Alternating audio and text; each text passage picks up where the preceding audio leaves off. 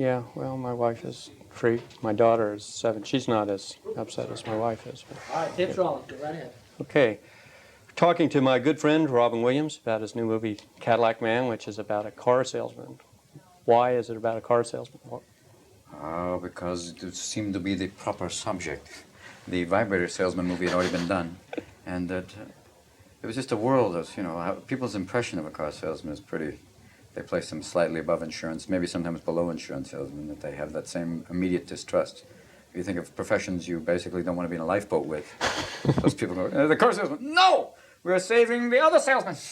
But are you trying to vindicate the profession? Is it? No, I was just trying to play a character.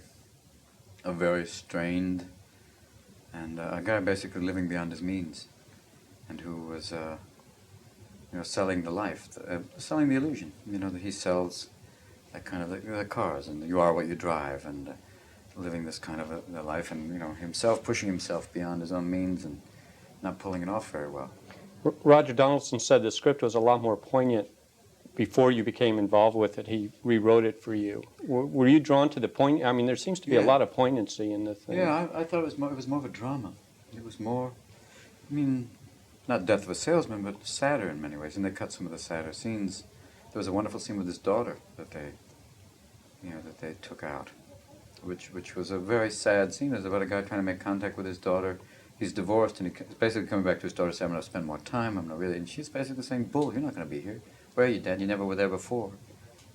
Daughter basically feels very deserted and angry. And he doesn't make the connection with it. At the end, he's going, well, thanks, I just want to say I'll be there, I love you. And yeah, she's going, yeah, right, and walks away. Yeah. It's brutal stuff, and I was sad that they took it out. But I guess at a certain point they make, choices to go another way.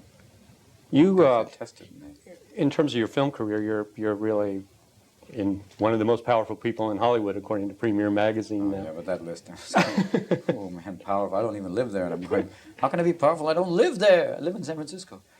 But, I'm sorry. No, it just, it was a very, to know, one of the most powerful people. I make or break. Oh God, I never envisioned that.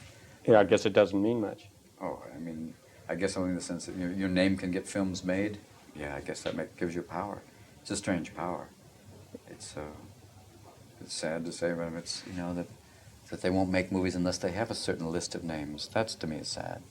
What about the Oscar nominations? How do they fit into your sense of yourself? Are they important? They're nice. It's wonderful. I'm not going to say it doesn't make me feel wonderful. The day I found out about Dead Poets, I danced around the house to the point where I think neighbors were going, something's wrong, the Williams boy is nude on the roof.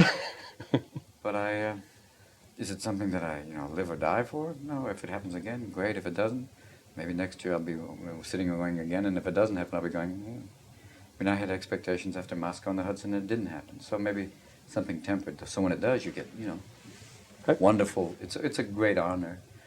But did I have expectations of winning this year? Not in the least. I knew it was a real long shot, given the other films, and I'm glad Daniel Day-Lewis won, because he deserved it. It was something extraordinary. It was one of those things, I think Dead Poets was wonderful in its own right, but there's something, sometimes when something is extraordinary, and what he did was. And to me, it was a wonderful thing that they didn't go with trends or something, and they genuinely voted with their heart, which is what I was going, yes, that should be reinforced. So you got to go with that again. But I've often wondered, now that you are, can almost do anything in Hollywood, you're a major star after some of your early films weren't greeted so well. At the same time, I'd seen you perform one night at Paul Masson in a benefit concert you did. Gas. That was an incredible night. It was a wonderful night with great people. I remember that specifically. It felt as, we felt like we were in the presence, it was Buddha or Shakespeare or I don't know what it was, but everybody was going. And do you have to rein yourself back just to be a major movie star? Is there more power? No, because I can always do the Paul Masson type things. I can always play and have a wonderful time. And that counteracts the thing of reining yourself in, like you said, of having to be a film star, an actor in the cinema. Say, nah, right, grab yourself. You're performing live. And that peels it away. That peels away all the pretensions. Because you also get people who go, you suck. And you have to put it out. And that night, I remember, was specifically a wonderful night because it was, I just kicked it out. And those are the things that kind of contradict it all and make it worthwhile. That balances out. It feeds one. Performing live feeds the other thing because it still gives me a connection. It makes, doesn't forces you to know what's funny, number one, but also to get a live connection with people. Yeah. And that works. I mean, I need that. Well, we need it too. It's Yeah, it's like you know, from home. on my way up, I saw Frank at the Opal Cliff supermarket when I told him I was going to interview you. He said, "Tell him we're on his side." So, Thanks. so thanks a lot, Robin. Oh, you're welcome. Thanks. Jesus.